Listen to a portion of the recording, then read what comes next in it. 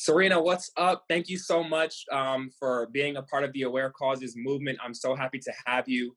I was just reading your story before we started our Zoom, and just to get a couple questions I might want to ask.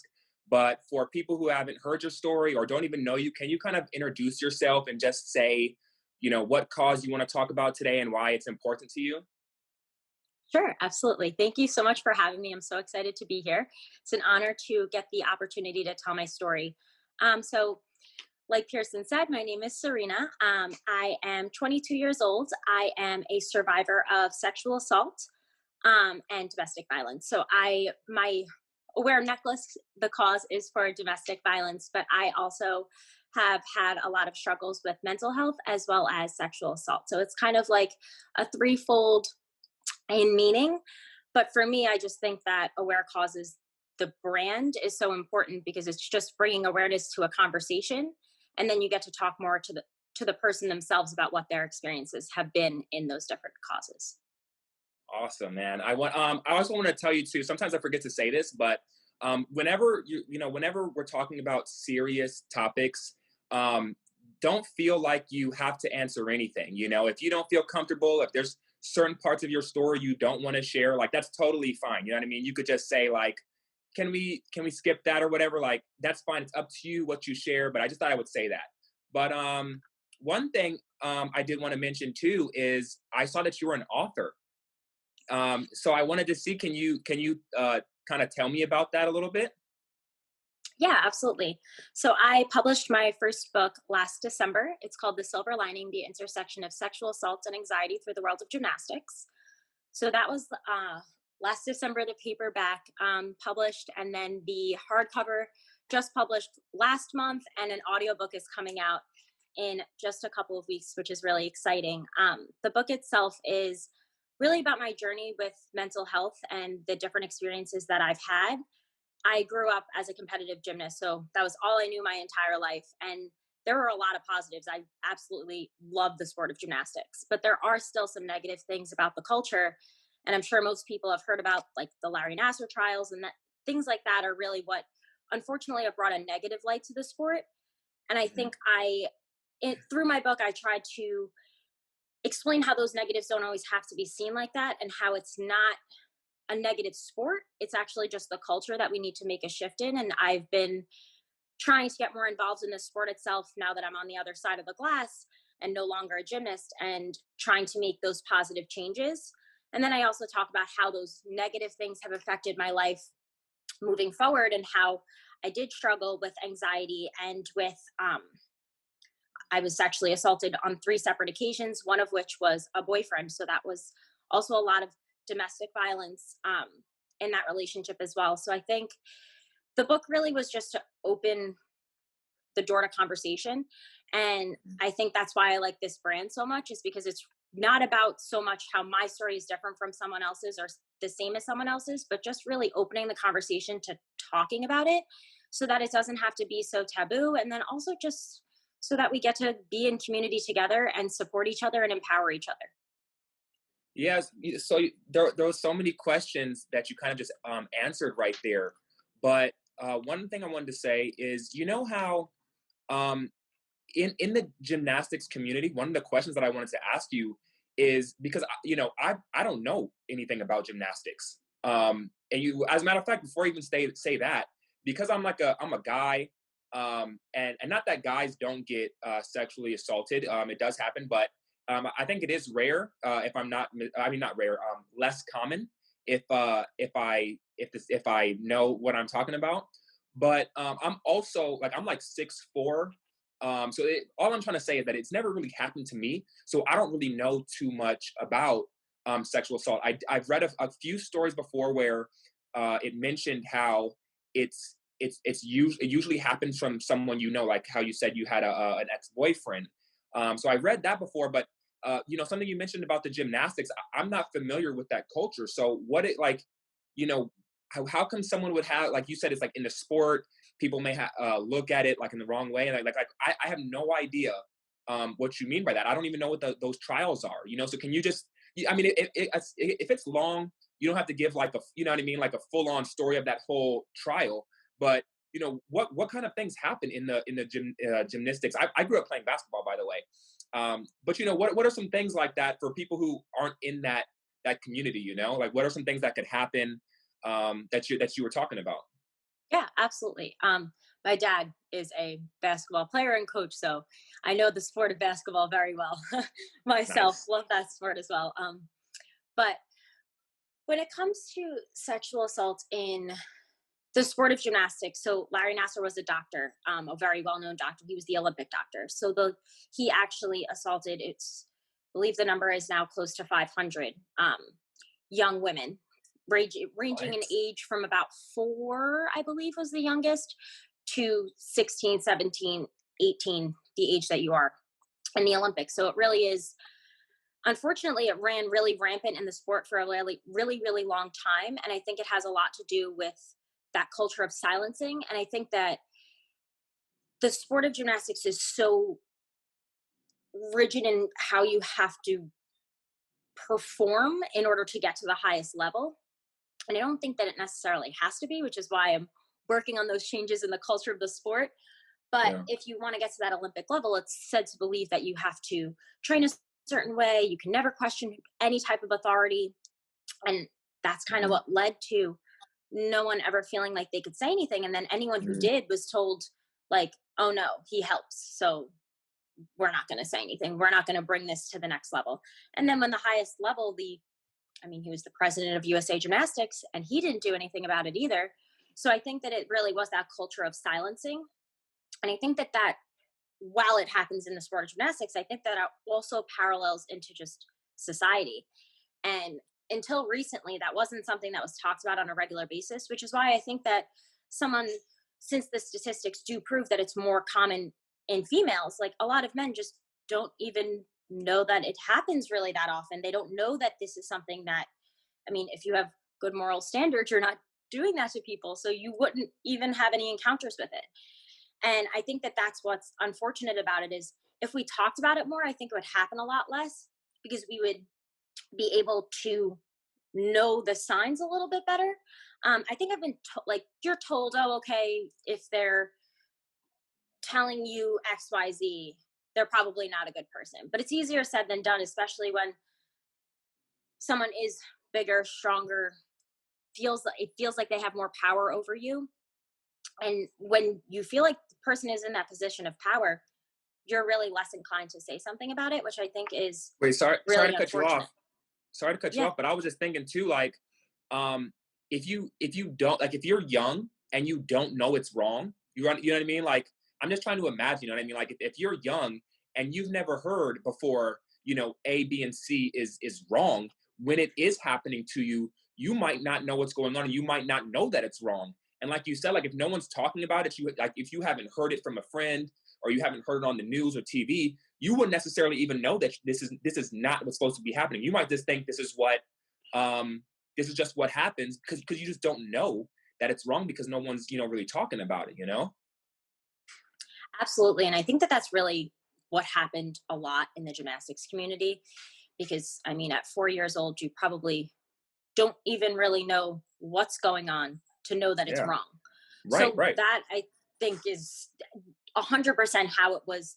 It went on since I think the first report was in 1994 until 2016. That's a really, really, really long time for something to be continuously happening and people in positions of power to not say anything about it and to not try and help those young children and young women. And I think that that's something that, having been a gymnast, I wasn't sexually assaulted in the sport itself, but having been a gymnast and having those same kind of like beliefs instilled in me that I was supposed to be emotionless, I wasn't supposed to speak up, I wasn't supposed to talk about those things. I did it, and that's what I kind of talk about a little bit in my book is how we need to use the positives that we learned from the sport as a gymnast to propel us into a positive future. And we need to also make some changes in the culture of the sports that those negative experiences aren't going to happen for those future generations so that people don't have to differentiate between the good and the bad. They can just really love the sport and get the positives from it. And I think that that's something that I've tried to really open the door to conversation about as well through the book, because it's really important. I don't think that it needs to still be happening as rampantly as it is. Um, Right. I'm, it's not something that anyone should ever have to experience. Right. But I think that because I have experienced it, that's why I want to talk about it more. Even if it sometimes makes me feel uncomfortable and really vulnerable, I think that it has value if someone else is going to benefit from it. Yeah. Like a lot of times I'm reaching out to people and I'm asking them to share their stories. And like when I first started Aware, I realized I hadn't really shared like my story about like, how my mom has depression. And then one time I was like, I'm going to share it. And I did it on video and it was like much harder than I thought. Like I was asking people, but I didn't understand how hard it could be to talk about, certain things that have affected you. And I just want to say that because I totally agree with what you're saying. Like even though sometimes these things are hard to talk about, you never know how much it's going to impact someone else. You know what I mean? Like even aware causes, like it doesn't have like that big of a following, but like I've had people reach out to me like saying like, thank you so much for sharing this story. Like, I was thinking of committing suicide today, and this totally changed my way of thinking. And I'm like, dude, followers or no followers, like if your story could just do that, that person just didn't, you know what I'm saying? Like that story really impacted that one person who thought they might have taken their life. You know what I mean? So it's like just sharing your story. It may be hard, but you really don't know how impactful it's going to be to someone. So another thing I was thinking about as you were talking too is this. This probably happens in all kinds of sports, not just gymnastics, but like who knows? You know what I mean? Like who knows what kind of sports, and that trial you were mentioning, that's like I'm sure that's like a popular one. People know about it. But like what about all the ones that um are not people have not heard of, or how many people have not spoken up? So that's pretty crazy to think about. Absolutely. Absolutely. I Yes. think it's funny you say that one person. I mean, how incredibly wonderful that is to hear that that person was so touched and decided to take back their life and continue living. That's such an incredible story. And that's something that when I first wrote the manuscript to my book, I said this to my mom and to my therapist. I said, if this just impacts one person, it inspires one person, then I did exactly what I wanted to do. And seeing like so much positive feedback from people that I haven't spoken to in years, people I don't even know, I think that that's really what keeps me going and keeps me talking about it, because it doesn't get much easier every time, but it Yeah. definitely is more rewarding, because the more people you get to touch that get to see that they're not alone, because that's really what it's about, is just creating community and letting people know they're not alone. And I think that that's really what drew me so much to talking to you and sharing my story here, is because there's so many people that through aware causes get to share their story, and that is so important. And I'm sure that I can speak for everyone who has had that opportunity, that we're all just super grateful that we get to be here and tell our story, because that's really what it's about. Yeah. So one thing I was thinking, because you're 22, you're pretty young. Do you think like having these domestic violence and sexual assault, like having these things happen, like how do you think it's going to affect like dating in like moving forward? Do you think it's going to affect you at all, or can Yeah, you I talk mean, on that? absolutely. It Yeah, sure. Uh, It's definitely already affected relationships in the past. It's just hard because a lot of people are very uncomfortable talking about it, and I'm a pretty open person, so I want to talk about when I feel uncomfortable now. I think that I've kind of like flipped that coin. I'm like, when I feel uncomfortable, I want to talk about it until I'm secure in the fact that I'm not uncomfortable about it anymore. Um, yeah. which for a lot of people, they don't really want to be having those conversations on a regular basis. So that's definitely something that I think is like a definite barrier in relationships. And then obviously, just the whole romantic end of it is always going to be a challenge, because when you have those types of experiences that really devalue what it's supposed to mean, it makes it a lot more challenging to really open yourself up and be vulnerable in those situations again. So, Yeah. you know, I think that it's about just trying to figure it out and really being with someone who's open to having those conversations and open to figuring it out with you, instead of kind of judging you throughout the process. And I think that that goes for friendships as well, because I mean, obviously you're not romantic in a friendship, but you're still going to want your friends to support you and to be able to have those conversations with you. And I'm really grateful that I have excellent support systems, friends that I've grew up with since I'm 2, 3 years old, actually, my gymnastics friends, and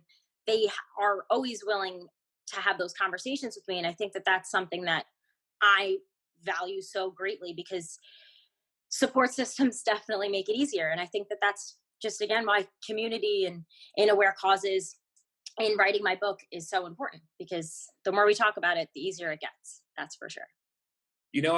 What's crazy is I don't talk about this much, but like I actually have a domestic violence story myself. Now it's not my story; it's part of my mom's. Like I grew up, and I've just mentioned it like vaguely, but like I grew up with like my mom, and she had a couple abusive like boyfriends, and I just kind of say like I had an older brother, and we would wrestle, and whenever we would wrestle, something would always break. Like something would fall, we would break because we're just two boys wrestling or whatever. And there's been nights before where I thought my mom was wrestling, with this ex boyfriend. And as I got older, I've realized that they weren't wrestling in there. Like the screaming and things falling. That's when you're a kid, it's different. But when when it's two adults in a room, the door's locked, so I've actually been scared because that's just my story right there. Like I don't have that much detail because I haven't actually asked my mom about it. I've just been uncomfortable. I've been I don't know what to say. Like, hey mom, can you tell me about those times where you were abused? Like it's just been a little bit uncomfortable. But like after, because this is like my first time talking to especially like like a girl that I haven't met, and this is a very important cause, and you're basically making me aware on it. But like even having this conversation, like it's making me more comfortable, because when you talk about these things, like I usually don't even write anything down. I wrote some questions down because I'm just thinking this whole time, like, I don't want to offend her. I don't want to, ask anything that might make her feel uncomfortable. Like I'm thinking of all these things. Normally hey, what's up? Like, let's talk about it. That like, but because it's, like sexual assault and domestic violence, like it's so, personal. That's why it's like, I wrote these questions down. But the fact that, like I said, we're just sitting here talking about it now, it's like I'm more comfortable, which makes me even feel like we got to talk about it even more. You know what I mean? Like we got to share more stories. We got to like, because if everyone is doing this, right? Like if there was like a platform of like, 10 million people talking about it all the time, when someone did talk about it, it wouldn't even be taboo and unheard of.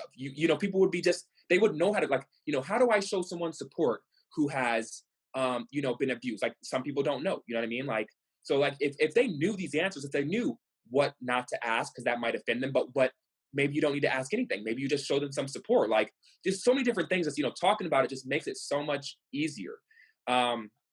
With that being said, I was reading your story, and something that you said was, you said in your post that every day it won't be easy, but you can always find something to be grateful for. So I just want like, I love that, because I'm just always trying to, like, I read something like a meme or something, and it said like you cannot be practicing gratitude and be mad. Like to have those two emotions, I think it's like they say, like it was just a meme. So don't like, nobody who ever sees it, don't quote me. But it was like if you feel gratitude, it's like impossible to feel angry or something like that, right? So I'm always trying to practice feeling grateful because there's so much to be grateful for. So I just wanted to ask you, what are you grateful for? What are some things that you are grateful for? Yeah, absolutely. First off, I just want to say that really, it makes me happy to hear that you feel more ready and willing to have those conversations, because it is important. And who knows if you'll ever get to that point with having those conversations with your mom, because I think it is a little different when you were a child and you're asking those questions to your mom, and you don't want to bring up those emotions for her again if she did struggle with them so badly at the time. And I think that that's something that is really important, because at least now you can, like, and you're more aware when you're having a conversation moving forward, like you're able to talk about it more. And I think that that goes for like almost everything. Like when Yeah. you've never had experience with it, it's just more uncomfortable to have conversation about it, because like you said, like you don't want to offend me, and honestly you can't offend me, but I think that it's true. You are more nervous thinking about those things, like, oh, I don't want to upset her, I don't want to this, I don't want to, but at the same time, I think that just having the conversation is better than not. And hey, if you say something that bothers me, we can have a conversation about that too. So I think that that's kind of like, I mean, at least for me, my standpoint on it is I'd rather have the conversation and you say something that maybe like I was like, I don't know if I agree with that. Like, okay, so then let's agree to disagree. Like that's cool too. But it's being talked about. Right. Yeah, Exactly. Exactly. yeah. And I think Let that me tell that's let me like tell you the this funny most story. important thing. Let me tell you this funny story. Let me So hear. one time, someone came up to me, and I was wearing my necklace, and so many people have a different opinion of the triangle shape. There was like a lot of times people were coming at were like commenting on people's stories, and they were saying that the aware logo, like back like a long time ago during the Holocaust, they used to like label people with like these colored triangles. A lot of people don't know this, but they a lot of like people reached out to me and they were telling me about it, and they were like they used to label gay men with like a pink triangle on their jacket, and they would label lesbian women with like a black, and they were saying that oh, you have this pink triangle and you're a Nazi. They were calling me a Nazi. It was crazy, and I was just like, listen, man, look, if you see what aware stands for, if you go to the website, it literally says to raise awareness, show support, and to fundraise for charity. So there's no discrimination here. There's nothing like that. Anyways, the reason why I just say that is because you know if you come up to me, if I'm walking down the street and I'm wearing this pink triangle for breast cancer, if I'm wearing a purple triangle or a black triangle for domestic violence, for cancer, whatever I'm wearing it for, if you come up to me and say like hey, is that part of the Holocaust or something, even though that might be a negative um a negative way to start the conversation, it did start the conversation. So now I could literally explain to you, actually no, like, one person came up to me and they were like, are you a part of the, they whispered it, it was so weird, they're like, are you a part of the Illuminati? And I'm like, and they were like, are you a part of the Illuminati? And I'm like, no, I'm not. But let me tell you what this means. This is a necklace that is supposed to spark conversation to now talk about mental health awareness. Because I would never go around on to the mall or something, and I would never stop someone as they're walking like the opposite direction, and be like, oh, excuse me, can I talk to you about mental health really quick? It's just they would be like, no, no. You know what I mean? It's not normal conversation like that. But if someone walks by and they were just like, because I have tattoos, so somebody's walked by and be like, oh, I like your tattoos, and I just say, oh, thank you. Sometimes people walk by, oh, I like your necklace, but then instead of just saying thank you, I go, oh yeah, this is actually to raise awareness for mental health. And did you know 1 in 5 adults suffer from a mental illness? Like this, it's a very important, whatever I say. But all I'm saying is it starts that conversation. So even if it did start it for the wrong reason, we would have never been having the conversation if you didn't say something. Like if you didn't say Holocaust thing or Illuminati, or sometimes people just say, what does aware stand for? Or what does the purple triangle mean? I get that, I get that all the time. What does the white triangle mean? And I say, oh, it's aware, it means this, it's for awareness. Like now, but now we're sitting there talking, so whatever, I could teach them something, they might teach me something. Like who knows? But that conversation is important however it starts. Absolutely. I think that I love wearing like things that people are going to ask about. Like, I'm just like such a believer in like the more conversations we can start about even silly things is the more conversations we get to have. And it gets you to start thinking in a different way and hearing what people have to say. And I don't care how the conversation starts. And I've been wearing my wear necklace. I mean, haven't been out of the house that much. I am in nursing school, but but every time I have been out of the house, almost I've had it on almost every single time, and I've already gotten like 3 or 4 comments on it, like, "Oh, like I love that necklace," or like even just because like I mean, I think it looks really cool too with like the purple and gold. I didn't buy it for obviously I didn't buy the purple for that reason, but it wound up working out for me. And I've had so many people just be like, wow, that's like a really pretty necklace. Like, and then I get to start the conversation. Well, actually, this is what it stands for. And I think that that's something that really just gives us that platform. Exactly like you said, like maybe it was a kind of weird experience to have somebody ask you if you're in the Illuminati, but at the same time, you also got an opportunity to share what you care about and what's meaningful to you. And I think that that's really what it's about. And I have on like a million bracelets for all different things and all my different mantras, and they're personal reminders to me, but also when someone else asks about them, I get to have a conversation about them, and it opens that line of communication, which I think is super important. And honestly, the more we get to talk, the more we get to know. So I'm always ready to learn. So I have one more question, and you can always include more if you'd like. But Yeah. one thing I wanted to ask is like for any other like younger girls or girls um like younger girls, or even not even younger girls, but for any girls who may something has happened to them but they don't want to talk about it. Is there a way that you could like what would you like what would you advise them if they don't want to talk about it but like it's kind of like hurting them inside, or would you encourage them to talk about it? Like what if someone's not ready, because like I just like I don't know, I don't have this experience, you have this experience, so like if someone has had something happen to them, like what's just some advice you can kind of give, because you've been through this, you wrote a book on it.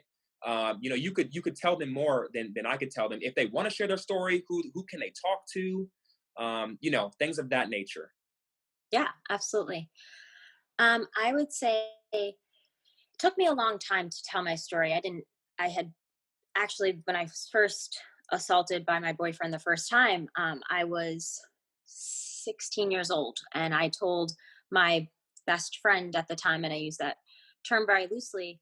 But when I told her, she said she didn't believe me, and I did not open my mouth about it again for almost 3 years. So I think that it's important to remember that one person doesn't determine your worth and doesn't determine your destiny.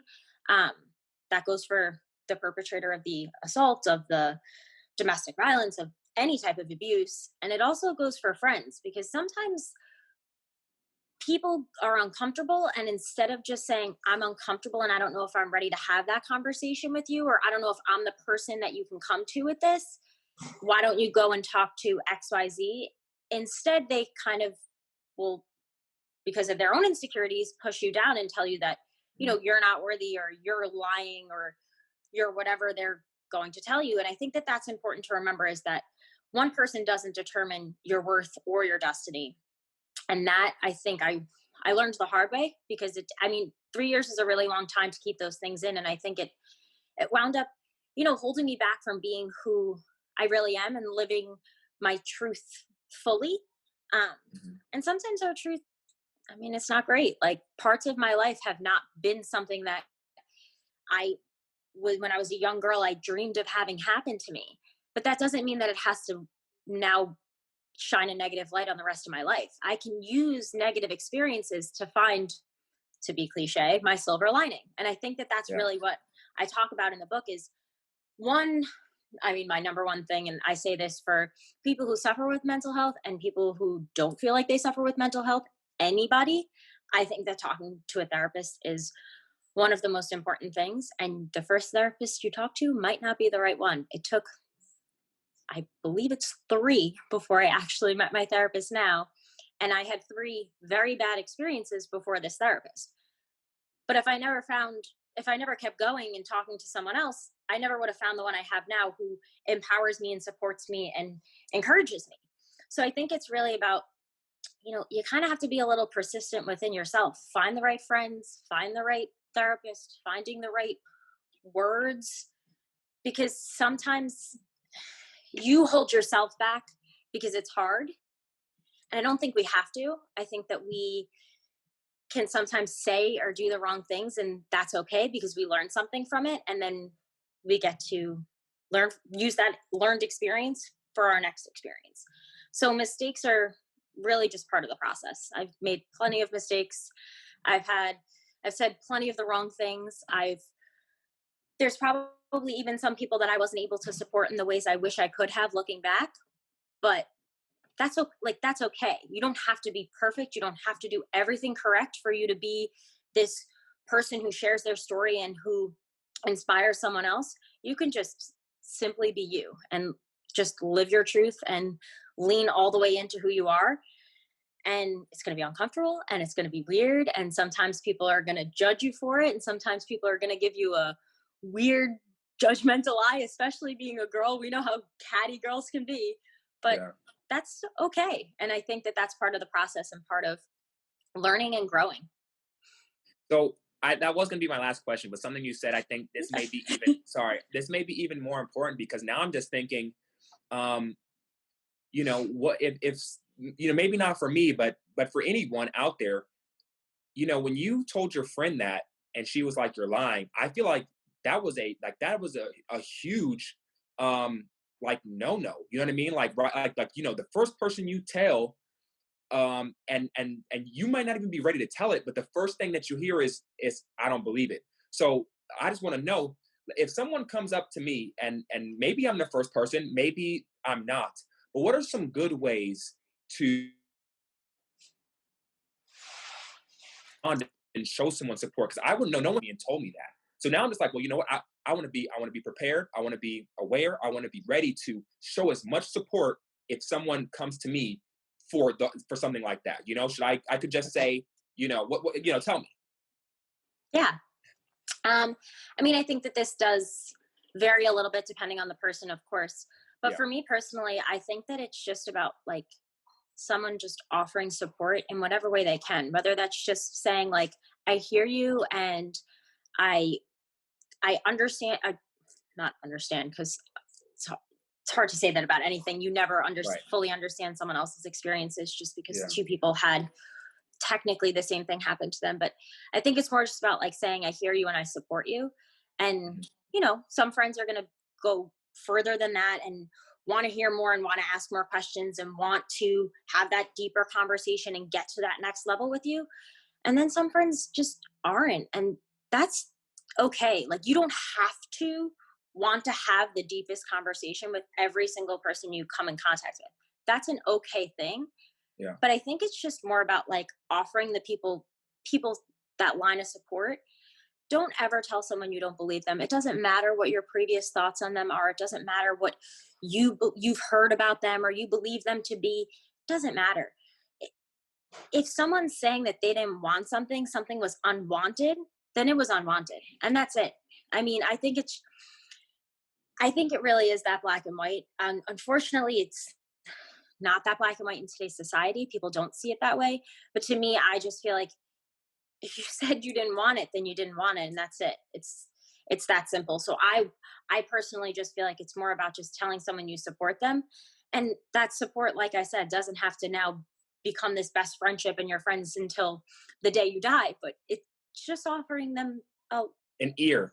and I was just gonna say a listening ear. You took the words right out of An my ear. mouth. Offer an ear, right? Yeah, and you can ask them Absolutely. too. Like, I'm just thinking, and you can ask them.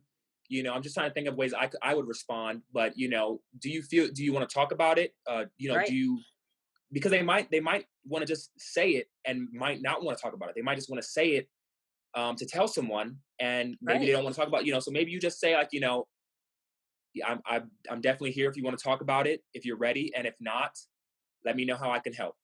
Right. Like, that's And I think that okay. that's So really like now I'm at the prepared. end of the day, that's what support is. It's just like letting someone know that like if you personally can't help them, you're just ready to give them that avenue of help wherever they need it, whether they need to seek it in therapy, another friend, another person, another survivor, whatever it is. It's just offering them like just I believe you, I see you, I hear you, and I support you, whatever that looks like.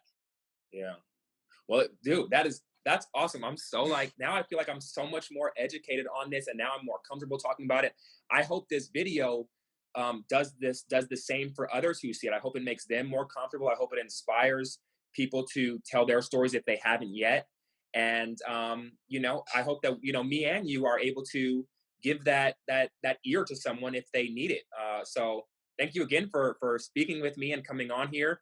I want to I'm gonna send you a message, but I want to be able to put the links and stuff to your book, and I want to get one Absolutely. too. So you said you can get the hardback, and what did you say again? The So everything, there's like, a hardcover, a paperback, and then also an audiobook. The audiobook isn't officially live on Amazon quite yet, but both of the others are. And I'll be sure to send you your own copy. I'll sign yours and oh send it yeah, on over to oh, you. okay, I'm hyped now. All right, thank you so much again. And I will keep in contact. I'll send you the links and stuff when I upload this. And if you have any Absolutely. questions, always feel free to reach out. It's important to raise awareness every day, even though it's Domestic Violence Awareness Month right now. It's still important to raise awareness every day because it doesn't. These things don't just happen just in October. It happens all the time. So, anyways, thanks again, and I will talk to you soon.